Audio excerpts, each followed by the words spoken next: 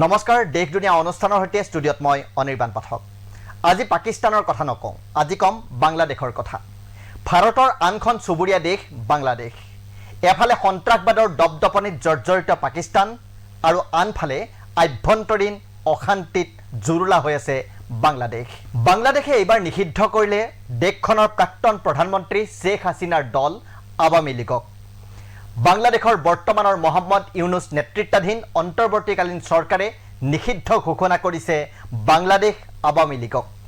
বাংলাদেশৰ চৰকাৰে দেশখনৰ সন্ত্ৰাসবাদ বিৰোধী আইনৰ অধীনত আৱামী লীগৰ বিৰুদ্ধে নিষেধাজ্ঞাৰ সিদ্ধান্ত গ্ৰহণ কৰিছে। দেশখনৰ অন্তৰ্বৰ্তীকালীন চৰকাৰে দলটোৰ অনলাইন উপস্থিতিকো নিষেধাজ্ঞা জাৰি কৰিছে। এতিয়াৰ পৰা আৱামী লীগে দেশখনত অনলাইন যোগেও কোনো কাৰ্যকলাপ মতামত আদি প্ৰকাশ কৰিব নোৱাৰিব। এতিয়া কেৱল বাংলাদেশৰ নিৰ্বাচন আয়োগৰ স্বীকৃতি বাতিল কৰিবলৈহে বাকী আছে।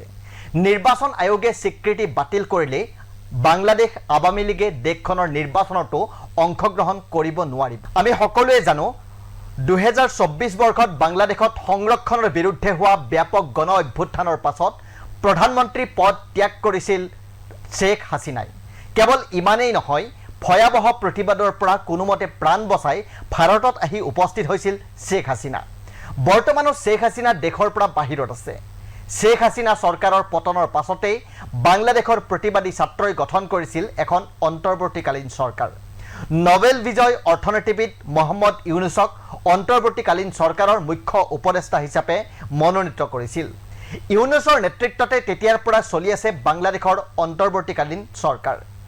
বাংলাদেশৰ এই চৰকাৰে এতিয়া দেশখনৰ সকলোতকৈ পুৰণি ৰাজনৈতিক দল বাংলাদেশ আৱামী লীগক নিষিদ্ধ ঘোষণা কৰিছে।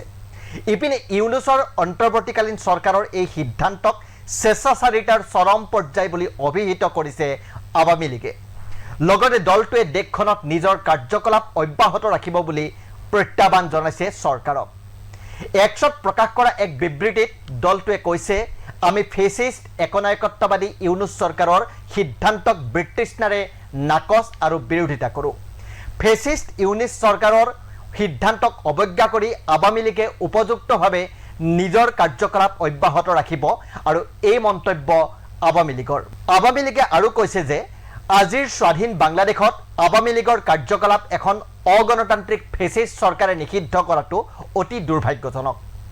এই চৰকাৰখনে জনতাৰ ৰায় অবিহনে দেশখন চলাই আছে। ইয়াৰ বিপৰীতে আৱামী লীগৰ নেতৃত্বত বাংলাদেশে স্বাধীনতা আৰু সাৰ্বভৌমত্ব লাভ কৰিছিল। বাংলাদেশত ছাত্ৰ বিদ্ৰোহৰ জৰিয়তে শ্বেখ হাছিনাৰ আৱামী লীগ চৰকাৰৰ পতন ঘটিছিল। গঠন হৈছিল মহম্মদ ইউনুছ নেতৃত্বাধীন অন্তৰ্বৰ্তীকালীন চৰকাৰ। কিন্তু বাংলাদেশত সুস্থিৰ পৰিৱেশ ঘূৰাই অনাত ব্যৰ্থ ইউনুছ চৰকাৰ।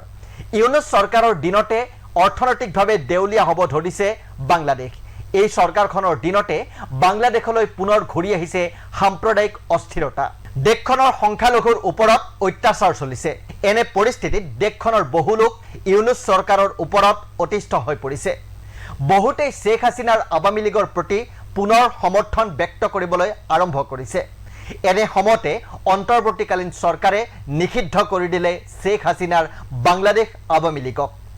উল্লেখযোগ্য যে বাংলাদেশৰ স্বাধীনতাৰ পূৰ্বে 1949 চনত তেতিয়াৰ পূব পাকিস্তানত আৱামী লীগৰ জন্ম হৈছিল।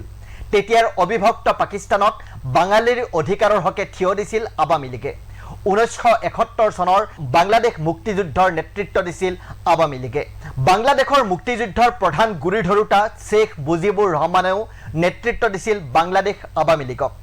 যিগৰাকী শ্বেখ মুজিবুৰ ৰহমানৰ বাবে এদিন বাংলাদেশে স্বাধীনতা পাইছিল, সেইগৰাকী বংগবন্ধু শ্বেখ মুজিবুৰ ৰহমানেই এদিন নিজৰ দেশতে বিদ্ৰোহৰ সন্মুখীন হ'বলগীয়া হৈছিল। সেই বিদ্ৰোহ ইমানেই ভয়াৱহ আছিল যে বংগবন্ধুৰ লগতে তেওঁৰ পত্নী আৰু পৰিয়ালৰ কেইবাজনো সদস্যই এই বিদ্ৰোহতে প্ৰাণ হেৰুৱাবলগীয়া হৈছিল। সেই বংগবন্ধু শ্বেখ মুজিবুৰ ৰহমানৰে কন্যা শ্বেখ হাছিনা, যিগৰাকী শ্বেখ হাছিনা এতিয়া দেশৰ পৰা আঁতৰি থাকিবলগীয়া হৈছে। আৰু এতিয়া শ্বেখ হাছিনাই নেতৃত্ব দি থকা বাংলাদেশ আৱামী লীগকে নিষিদ্ধ কৰিছে আন এক বিদ্ৰোহৰ পাছত গঠিত বৰ্তমানৰ অন্তৰ্বৰ্তীকালীন চৰকাৰখনে। এতিয়া ইউনুছ চৰকাৰৰ এই সিদ্ধান্তৰ পাছত বিগত এটা বছৰে অস্থিৰ হৈ থকা দেশখনক কোন দিশে নিয়ে সেয়া হ'ব লক্ষণীয়। আপোনালোকে চাই আছিল দেশ দুনিয়া ৰাষ্ট্ৰীয় তথা আন্তঃৰাষ্ট্ৰীয় বিভিন্ন গুৰুত্বপূৰ্ণ খবৰৰ বাবে চাই থাকিব আমাৰ এই বিশেষ অনুষ্ঠান। ধন্যবাদ।